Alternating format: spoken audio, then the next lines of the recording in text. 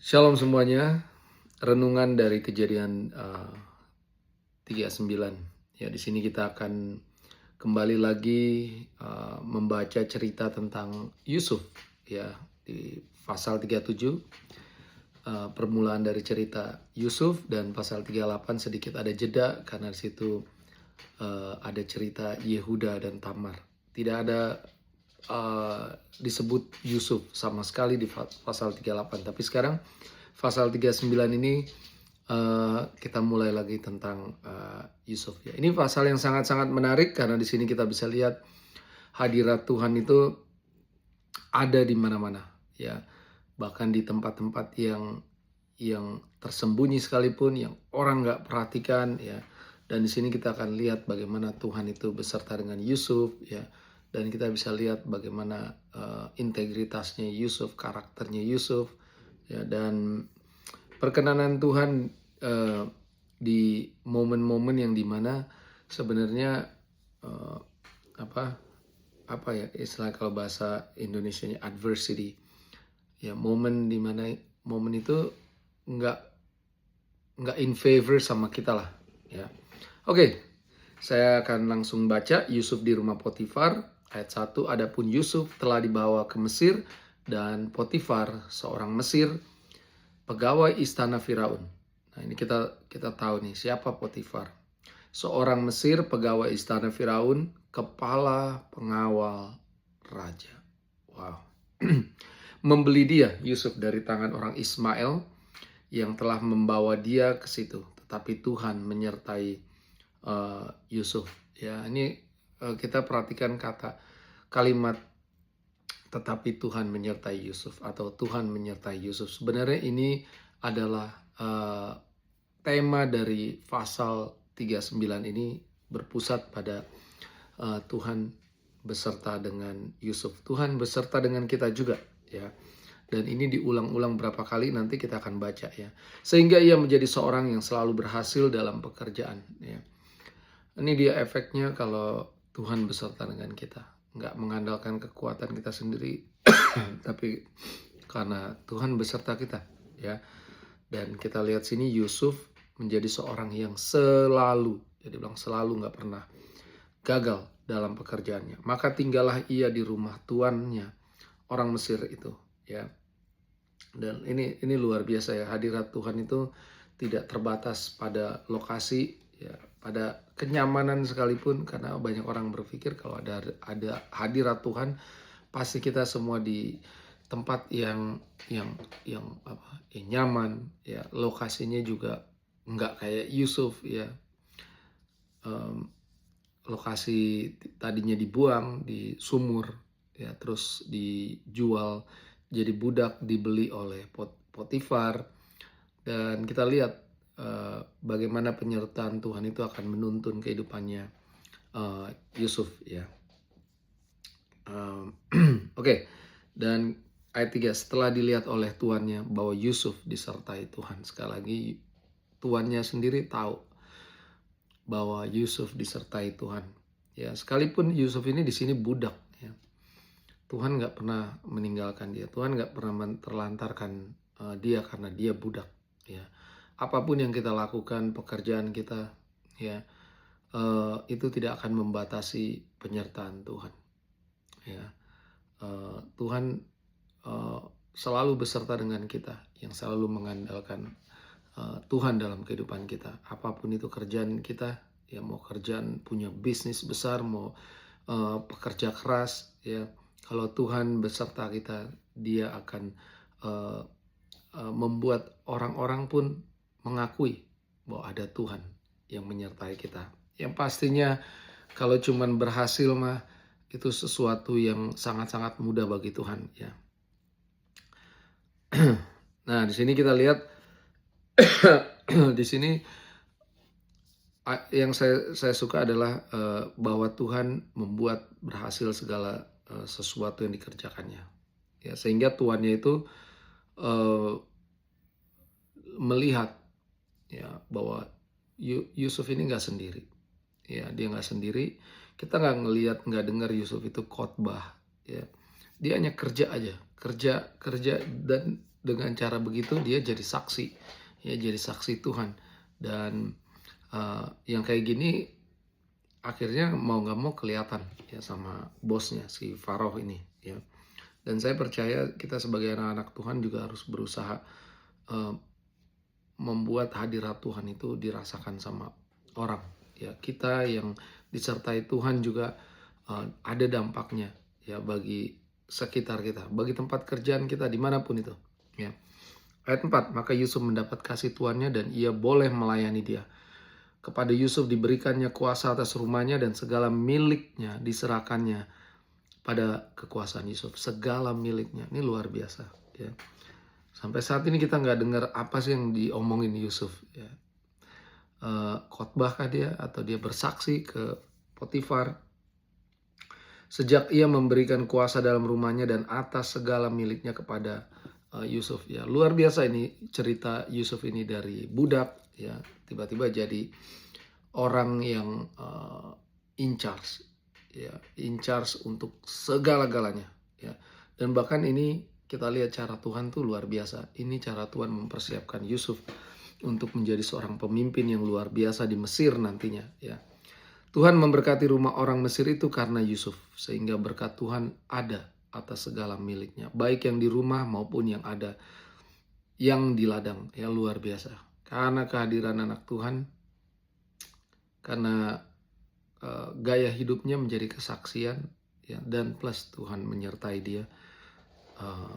Rumah orang Mesir ini ngelihat gitu ada berkat Tuhan, dan mereka melihat bahwa orang Mesir ini, Potifar ini semakin diberkati gara-gara kehadiran Yusuf dan gara-gara Tuhan menyertai Yusuf. Ayat 6, segala miliknya diserahkan pada kekuasaan Yusuf dan dengan bantuan Yusuf ia tidak usah lagi mengatur apa-apapun selain dari makanannya sendiri ya. Luar biasa, sampai Farao udah angkat tangan dari semua responsibility-nya ya, tanggung jawabnya. Jadi Farao ini cuman mikirin makanannya. Artinya luar biasa ya kalau ada orang yang bisa dipercaya, misalnya di satu perusahaan sampai ownernya atau bosnya yang paling tinggi lepas tangan. Dia hanya mikirin breakfast, lunch, and dinner ya. Adapun Yusuf itu manis sikapnya dan elok parasnya ya. Ini nggak kebetulan ya. Yusuf itu manis sikapnya dan orangnya elok paras, ganteng ya. Karena ini nanti kita akan lihat ini yang membuat Yusuf dicobai juga ya. Luar biasa nih ceritanya Yusuf ya, bagaimana dia setia dengan, mungkin waktu awal dia jadi budak ya, seperti budak-budak lainnya kerja keras. Dia setia dengan hal-hal yang kecil yang nggak dilihat ya, nggak dilihat orang, tapi dia benar-benar bertanggung jawab ya. Selang beberapa waktu istri tuannya memandang Yusuf dengan berahi. Jadi istrinya Potifar ini nafsu melihat Yusuf. Lalu katanya, marilah tidur dengan aku.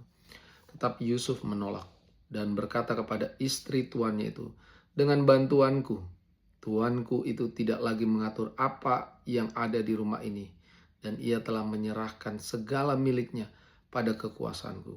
Bahkan di rumah ini ia tidak lebih besar kuasanya daripadaku. Wow, luar biasa. Jadi Potifar ini benar-benar levelnya jadi sama Yusuf. Dan tiada yang tidak diserahkannya kepadaku selain daripada engkau, sebab engkau istrinya. Ya itu aja yang Potifar gak kasih kepercayaan sama Yusuf. Jadi dia bilang, bagaimana mungkin aku melakukan kejahatan yang besar ini dan berbuat dosa terhadap Allah. Ya ini orang luar biasa. Bagaimana dia meresponin, dia ini orang yang loyal sama bosnya si Potifar, dan dia kasih tahu bagaimana semua yang dipercayakan sama dia itu ya, dia nggak main-main, dia anggap itu semua serius dan dia mau bertanggung jawab ya. Dan makanya dia bilang, bagaimana mungkin aku melakukan kejahatan yang besar ini dan berbuat dosa terhadap Allah. Nah ini interesting. Dibilang terhadap Allah, nggak dibilang terhadap bosku yang udah baik mempercayakan aku. Ya, karena kita lihat di sini ternyata ya kalau kita lihat Yusuf itu mendefinisikan dosa bukan karena dia kena tangkap, ya bukan karena dia bermasalah dengan hukum, ya, tapi dia mendefinisikan dosa itu adalah karena dia melanggar Tuhan, ya. Nah ini dia, ya banyak sekali kita alasannya bukan yang lain-lain, ya, kena tangkap, buat salah kalau melanggar peraturan, melanggar hukum, ya, tapi kita nggak pernah memikirkan melanggar perintah Tuhan. Tapi Yusuf ini dia melihat, ya, waktu dia jawab istrinya Potifar, bagaimana mungkin aku melakukan kejahatan yang besar ini dan berbuat dosa terhadap Allah. Wow, luar biasa. Ayat 10, walaupun dari hari ke hari perempuan itu membujuk Yusuf. Ini dari hari ke hari Yusuf tidak mendengarkan bujukannya itu untuk tidur di sisinya dan bersetubuh dengan dia. Kalau kita lihat ternyata inilah karakternya Yusuf di saat orang lain nggak melihat, ya ternyata ini memang udah lifestyle-nya dia. Hari ke hari dia dicobai oleh istri Potifar. Saya yakin istrinya Potifar pasti orang yang cantik, ya, cantik, orang yang bukan hanya di atas rata-rata, mungkin paling cantik di Mesir, ya, mirip-mirip dengan istrinya Firaun mungkin, ya. Dan kita bisa lihat di sini, ya, walaupun dari hari ke hari perempuan itu membujuk Yusuf. Jadi perempuan ini istrinya mencoba bukan sekali doang, dia terus coba berhari-hari, tapi responnya Yusuf selalu menolak, ya. Dan inilah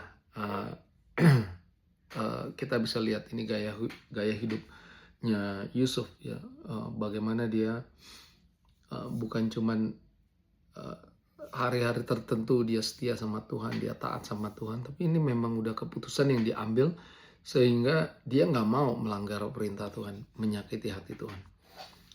Oke, lanjut ayat 11. Pada suatu hari masuklah Yusuf ke dalam rumah untuk melakukan pekerjaannya, sedang dari isi rumah itu seorang pun tidak ada di rumah.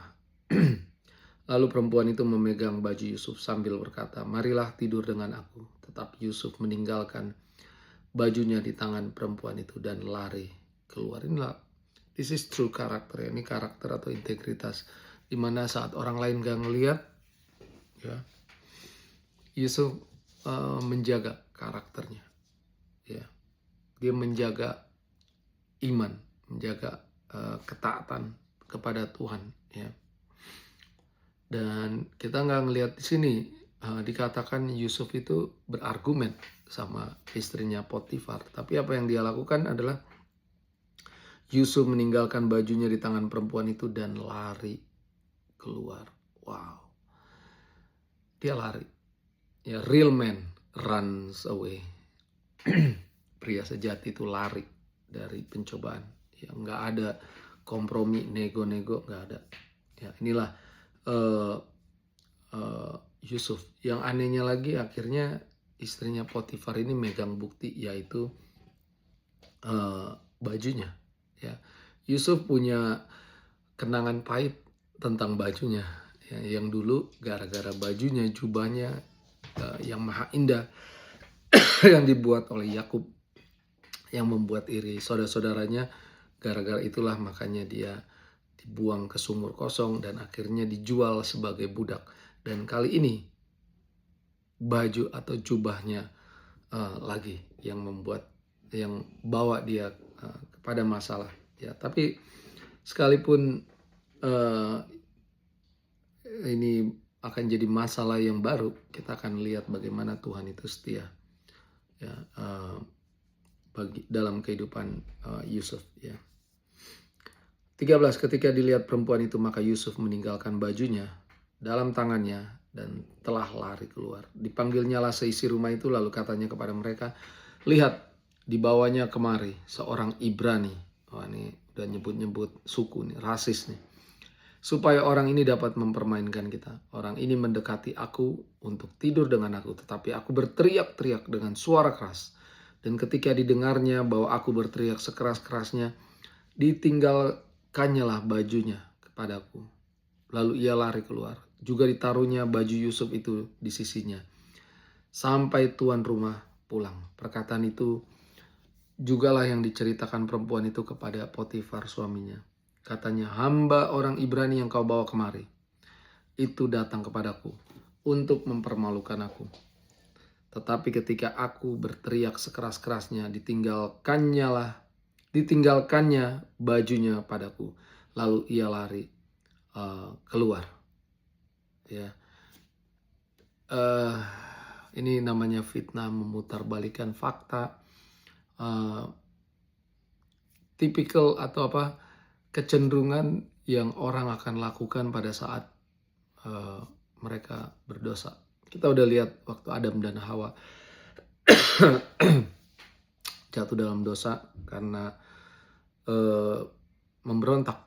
Dibilang sama Tuhan, jangan makan buah pohon yang spesial ini. Yang lain boleh. Ya, tapi waktu ketahuan, saling tuduh-tuduhan. Ya, Hawa menuduh si ular. Adam menuduh wanita yang kau kasih ini. Ya, sama juga Abraham juga dengan Sarai juga begitu. Ya, tuduh-tuduhan, dan ini sekarang kita lihat lagi. Ya, ini dia efek dari dosa itu bisa menipu kita, membuat kita jadi memfitnah, membuat kita jadi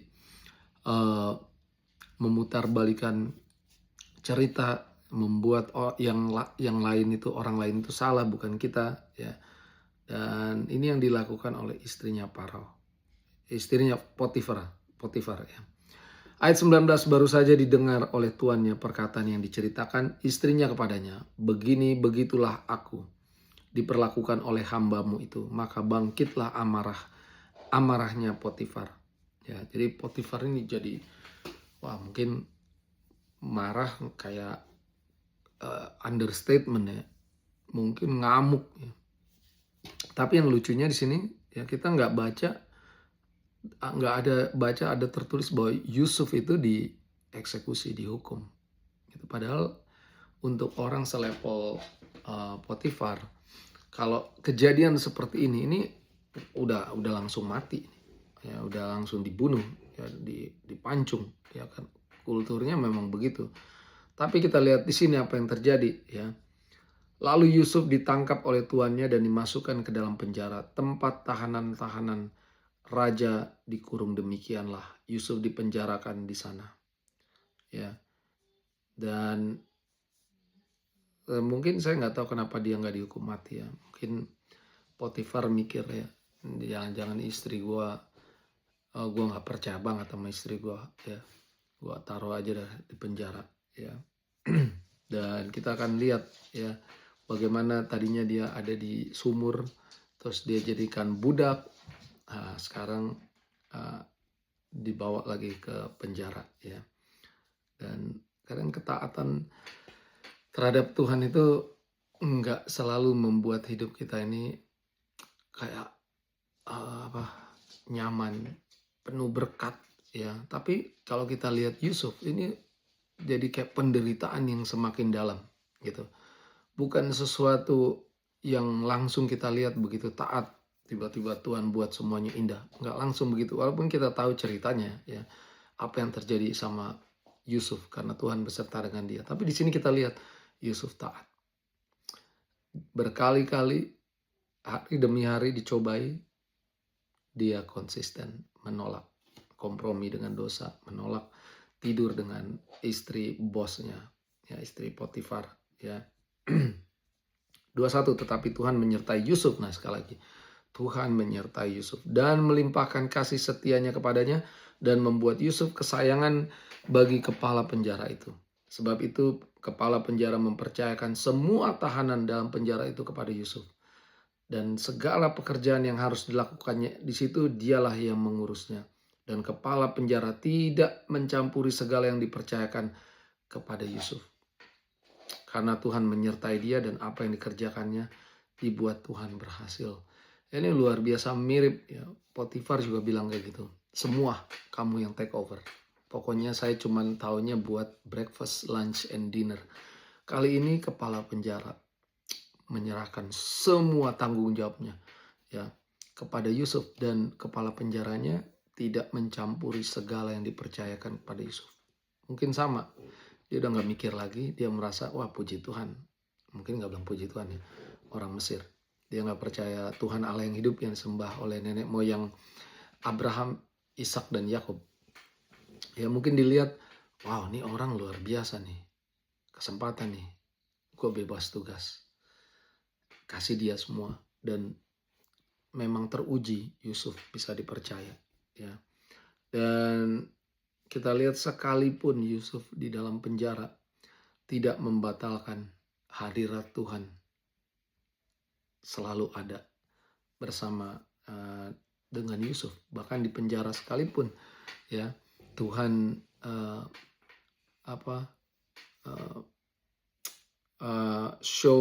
menunjukkan kasih setianya sama Yusuf, menunjukkan perkenanannya, favornya ya. Dan Yusuf dikasih tanggung jawab lagi ya.